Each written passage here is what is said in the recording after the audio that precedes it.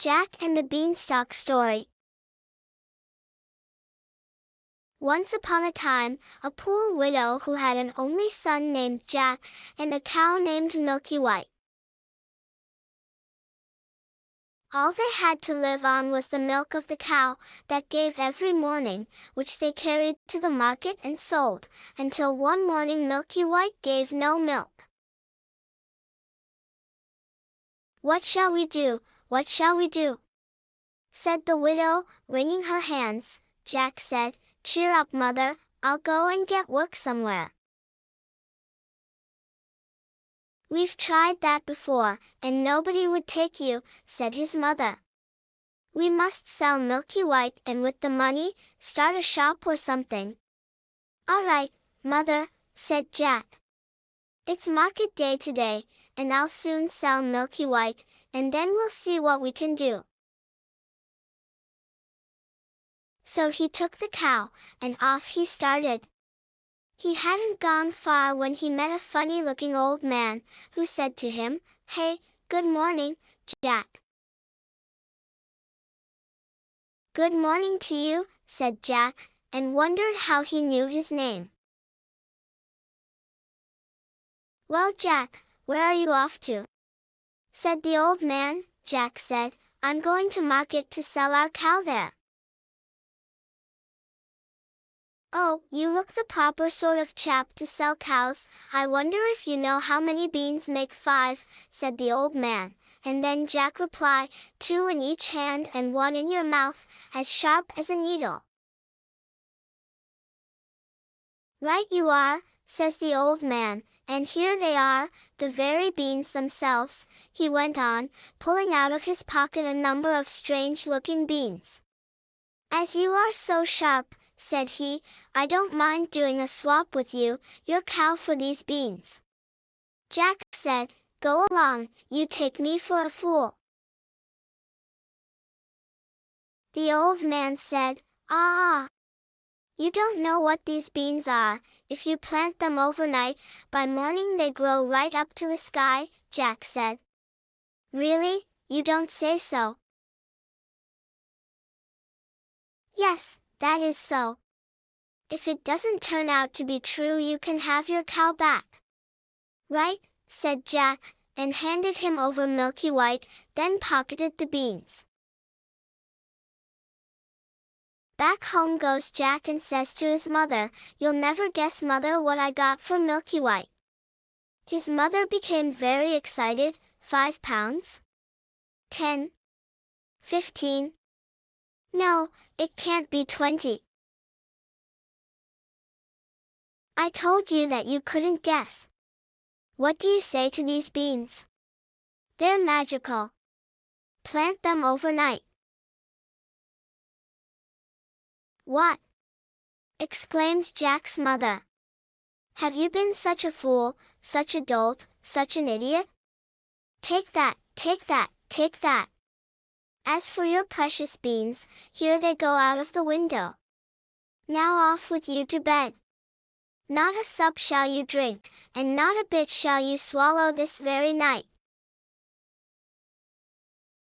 So Jack went upstairs to his little room in the attic, sad and sorry he was, to be sure. At last he dropped off to sleep. When he woke up, the room looked so funny. The sun was shining into part of it, and yet all the rest was quite dark and shady. Jack jumped up and went to the window. What do you think he saw? Why, the beans his mother had thrown out of the window into the garden had sprung up into a giant beanstalk which went up and up and up until it reached the sky. So the man spoke truth after all. The beanstalk grew up quite close past Jack's window, so all he had to do was to open it and give a jump onto the beanstalk, which ran up just like a big ladder. So Jack climbed, and climbed, and climbed, and he climbed until at last he reached the sky. When he got there, he found a long broad road going as straight as a dart. So he walked along, and walked along, and he walked along until he came to a great big tall house, and on the doorstep there was a great big tall woman. "Good morning, ma'am," said Jack, quite politely. "Could you be so kind as to give me some breakfast?" For he was as hungry as a hunter. "It's breakfast you want, is it?" said the great big tall woman. "It's breakfast you'll be if you don't move off from here.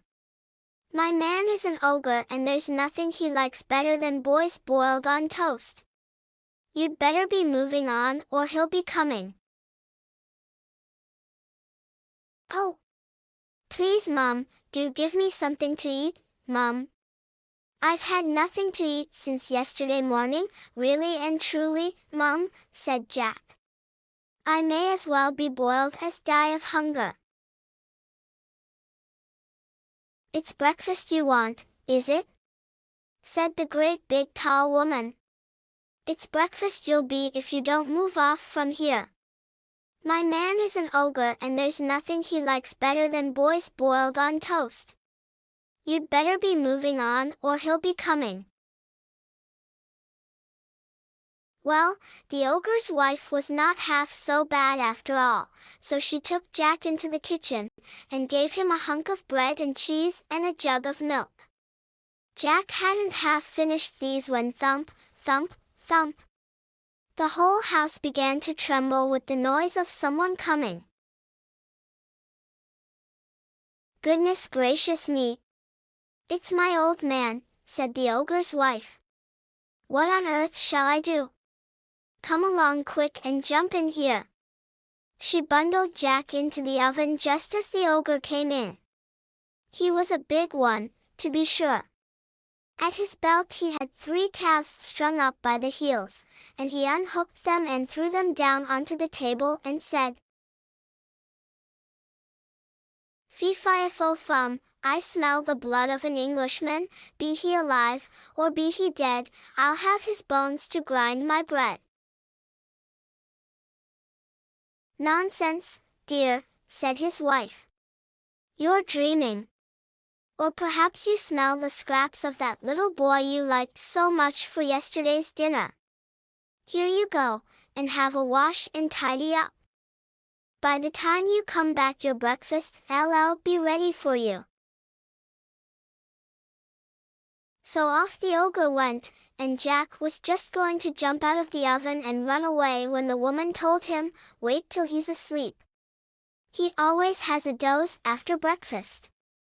Well, the ogre had his breakfast, and after that he went to a big chest and took out a couple of bags of gold, and down he sat and counted until at last his head began to nod and he began to snore until the whole house shook again. Jack then crept out on tiptoe from the oven, and as he was passing the ogre, he took one of the bags of gold from under his arm, and off he peltered until he came to the beanstalk. And then he threw down the bag of gold, which of course fell into his mother's garden. He climbed down and down until at last he got home and told his mother and showed her the gold and said, "Well, Mother, wasn't I right about the beans? They are really magical, you see."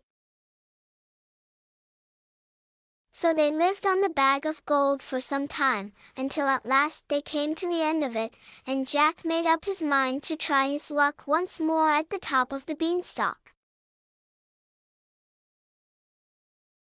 To be continued.